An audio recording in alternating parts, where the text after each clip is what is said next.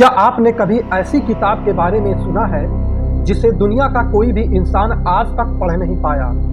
एक ऐसी किताब जिसके पन्ने 600 साल पुराने हैं, लेकिन उसकी भाषा इस धरती की नहीं लगती। बड़े बड़े वैज्ञानिक, इतिहासकार, यहाँ तक कि दुनिया के सबसे ताकतवर सुपर कंप्यूटर ने भी इस किताब के सामने घुटने टेक दिए हैं। रहस्यमय पौधे, अजीबोगरीब मैप, ऐसी औरतें जो हरे रंग के पानी के कुंड में नहा रही हैं। आखिर क्या है इस किताब का सच?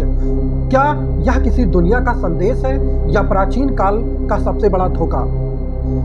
आज हम गहराई में उतरेंगे यानचिन पांडुलिपि के अंधेरी गलियों में।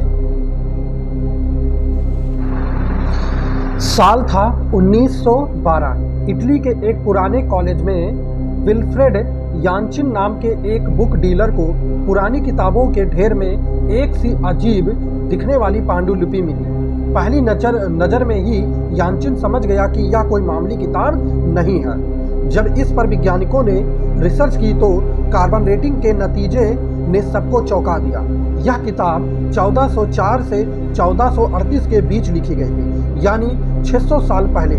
लेकिन हैरानी की बात यह है कि उस समय किसी भी सभ्यता या देश की भाषा इससे मेल नहीं खाती है। जब आप इस किताब को खोलेंगे तो आपका दिमाग चकरा जाएगा।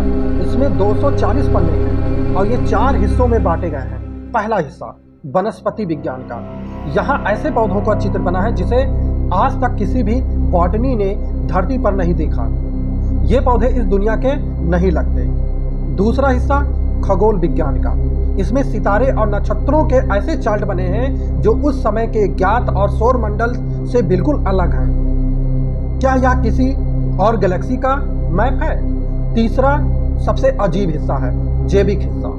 यह नग्न महिलाओं को अजीब पाइप नलों से जुड़े हुए कुंडों में नहाते हुए दिखाया गया है। क्या यह अमर होने का कोई गुप्त फार्मूला है या फिर इंसानी शरीर के भीतर कोई रहस्यमय प्रक्रिया है?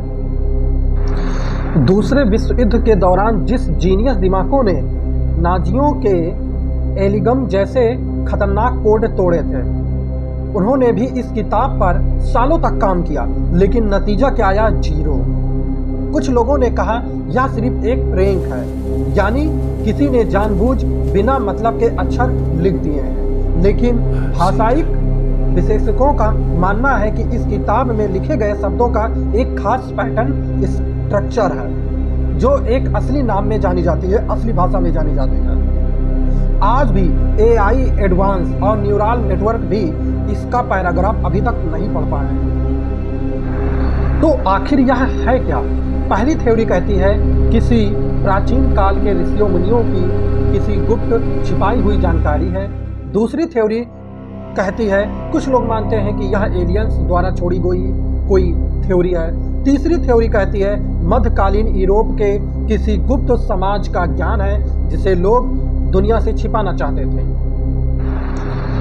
यानचिन पांडुलिपि आज अमेरिका की यान यूनिवर्सिटी की लाइब्रेरी में एक तिजोरी में बंद है। यहाँ हमें याद दिलाता है कि हमारी आधुनिक दुनिया और तकनीकी के बावजूद इतिहास के पास कुछ ऐसे राज छिपे हैं जिसे इंसान आज तक कभी जान नहीं पाया।